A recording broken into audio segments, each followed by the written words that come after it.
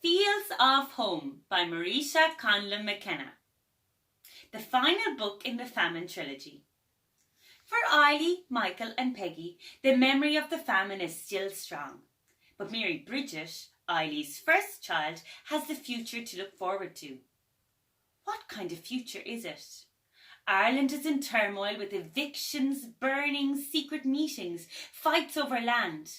Eileen and her family may be thrown off their farm. Michael may lose his job in the big house, and Peggy in America feels trapped in her role as maid. Will they ever have land and home they can call their own? Eileen, Michael and Peggy have once shown great courage. Now this courage is called on again. Chapter 1. The Homestead. Mary Bridget walked across the tufts of springy summer grass, helping her mother, Eileen, to carry the heavy wash basket. She loved days like this, when the sky was so blue and the grass so green you could almost hear it grow beneath your feet. She could see her daddy John down below in the potato field, weeding the drills. This year there would be a grand crop, he said, to judge by the healthy green leaves and stalks. And that's what all the men were saying. Bella, the milking cow, moved slowly through the field beyond the potato patch, chewing constantly and flicking away the annoying flies with her tail. Mary Bridget, will you pass me up that shift and those stockings of Nano's? Called Eileen. Mary Bridget lifted up the soaking garments to her mother, giggling as water from the clothes dripped down her bare skinny legs and onto her feet, drenching the bottom of her loose blue cotton dress. Soon the line of rope that stretched between the young oak tree at the end of the field and the wooden pole near the house was bedecked with an assortment of wet clothing. Firstly, Eileen spread out a sheet on the bush to dry. "'Tis done," Eileen smiled and dried her hands on her apron, then stopped to rest for a few minutes. "Isn't it a grand day, pet?" The soft wind that would dry the clothes caught at the strands of Mary Bridget's fair hair, tossing it in every direction. 'Twas a torment how her hair always ended up in tangles and knots, while her mother's fine hair was so easily patted into place. She watched as her mother's gaze took in the land and the fields all around them. "See those walls, Mary Bridget? Your daddy's daddy, Granddaddy Joshua, and his daddy built those stone walls. They had to dig the rocks and stones from under the earth and lift them, and they got more rocks from the riverbank. Then they laid them one by one on top of each other. It took them a long, long time." Mary Bridget ran her eyes along the low, grey stone walls, each stone balanced perfectly with another that formed the boundary of their small farm, with its potato field, the rough hilly pasture, and the stony patch where her mother's vegetables and a square of wheat fought to grow. Her daddy and mammy worked so hard, clearing the soil, planting it and weeding it. Mostly daddy had to work for the landlord, of course, tending to their own land only when he could get a minute free. In the distance, Muck the pig was there for the winter, squealing hungrily from the ramshackle pig pen. "We'd better get him some scraps and peelings soon," Eileen said, "or he'll scream the place down." They picked up the wash basket, took a handle each and strolled back towards the neat little homestead with its pile of dry turf, the curl of smoke from the chimney and the bright shining window pane winking and catching the sunlight. "Shoo, shoo!" Mary Bridget told the hens, who ran and packed in front of her. Maisie, her favourite red hen, tried as usual to follow her into the shade of the kitchen. That old hen was far too cute for her own good, Auntie Nano often said. Nano lay dozing now, her rocking chair still in front of the fire. "Shh! Mammy, warned Mary Bridget. "She's asleep." "Shh," echoed her little brother Jody, imitating her. He looked up from where he had been playing quietly in the corner of the room. Their great grandaunt looked so peaceful there, snoring ever so slightly.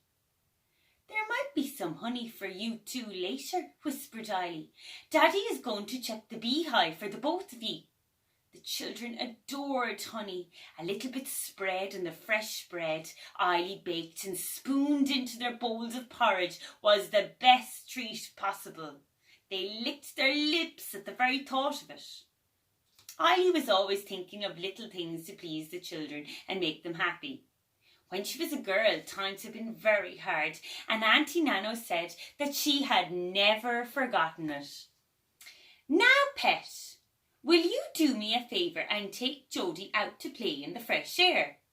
Jody ran up to Mary Bridget, his sturdy 2-year-old hands grabbing at her skirt as he followed her outside. "Stay near the house, Mary Bridget," warned Eily. "None of you gallivanting or exploring now." Mary Bridget sighed. She had to mind to go down to the stream to look for the pinkins. "Come on, Jody," she said. "We'll just have to find something else to do." Jody nodded his curly brown head. As little brothers went, Mary Bridget guessed that Jody wasn't the worst. He knew how to play chasing, though he was slow at running, and he was good at playing baby princess that Mary Bridget had to rescue from all sorts of monsters and evil lords. Maisie chuckled about and followed them, pecking busily as she went. "Hen, hen," announced Jody, pointing a grubby finger at the bird. "That's Maisie, Jody. Say Maisie." "Hen," repeated her brother. "But Maisie is much more than just an ordinary old hen," said Mary Bridget dramatically, hunking down on her knees as the dusty hen scratched at the ground. "Maisie is a magic hen." Mary Bridget's eyes twinkled.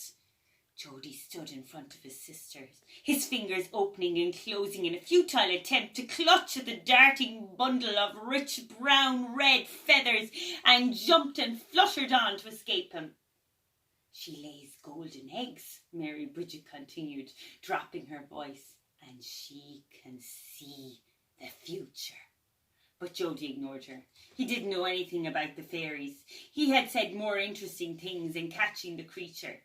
Maisie pecked away, keeping just out of range of the two of them.